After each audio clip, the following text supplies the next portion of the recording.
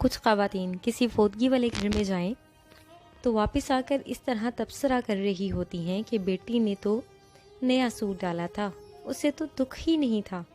بہو تو ایسے ہنس ہنس کے بات کر رہی تھی جیسے اس کی دیرینہ خواہش پوری ہو گئی ہو۔ کوئی زیادہ رو رہا ہو تو اعتراض، کوئی صبر کر کے بیٹھا ہو تو مسئلہ، گھر صاف تو تبصرہ، صاف نہ ہو تو تنقید۔ میری بہن، تمہیں کس نے حق دیا ہے دوسروں کو جج کرنے کا؟ کسی کا جوتا پہن کر جب تک خود نہ چلو تب تک اس کے چلنے پر اعتراض نہ کرو۔ خود تو 4 پلیٹ بریانی تناول کر کے ڈکار بھی نہ مارے اور دوسروں پر تابڑ توڑ حملے۔ خدارا رحم کرے، کم از کم سوگ میں شامل نہیں ہو سکتی تو بلا وجہ ان کی عزت بھی نہ اچھالیں۔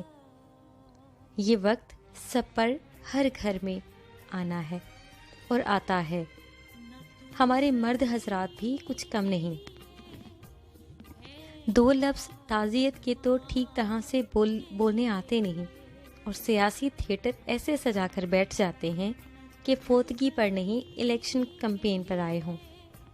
جس کے سر سے باپ کا سایہ اٹھا ہے کوئی اس کی بھی تو دلجوئی کرے، اس کے غم کا مداوع بھی تو کوئی کرے۔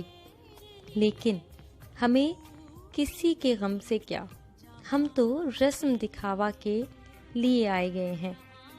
ہماری بلا سے کوئی مرتا ہے تو مرے، ہم تو پوچھیں گے کہ بھائی جی کھانے کا انتظام ہو گیا نا، کتنی دیگیں بنوانی ہے؟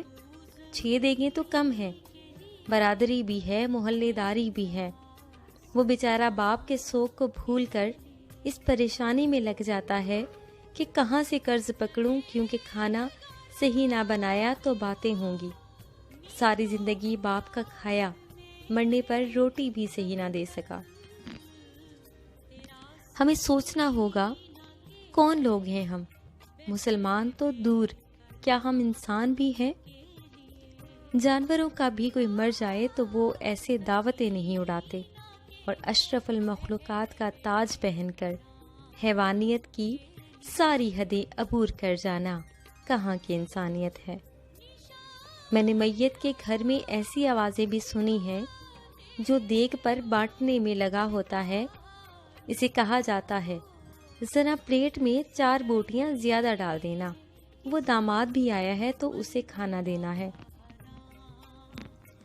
وہ بیٹی جو ماں یا باپ کی میت پر رو رو کر ہلکان ہو رہی تھی، جیسے ہی جنازہ اٹھتا ہے تو وہ سارا غم پسے پشت ڈال کر کھانا تقسیم کرنے میں لگ جاتی ہے کہ سسرال والے بھی آئے ہیں، انہیں کھانا نہ ملا تو ساری زندگی باتیں سننے کو ملیں گی کہ تیرے باپ کی میت پر تو ہمیں کھانا بھی نہیں پوچھا کسی نے۔ میں نے اس بات پر بھی تبصرے سنے ہیں کہ سالن میں تو تری ہی نہیں تھی، ہماری پلیٹ میں تو بس شوربہ ہی آیا۔ ہم بحیثیت معاشرہ ظالم بن گئے ہیں۔ خوشیاں تو کجا، ہم نے مرگوں پہ بھی اپنے شریکے پورے کرنے کے لیے ایک ایونٹ بنا لیا ہے۔ جب میں کہتی ہوں الہی میرا احوال دیکھ، حکم ہوتا ہے بندے ذرا نامہ اعمال دیکھ، کچھ سوال آپ کے ضمیر کے دروازے پر چھوڑ رہی ہوں۔ کیا ہم فوتگی کے کھانے کا بائیکاٹ نہیں کر سکتے؟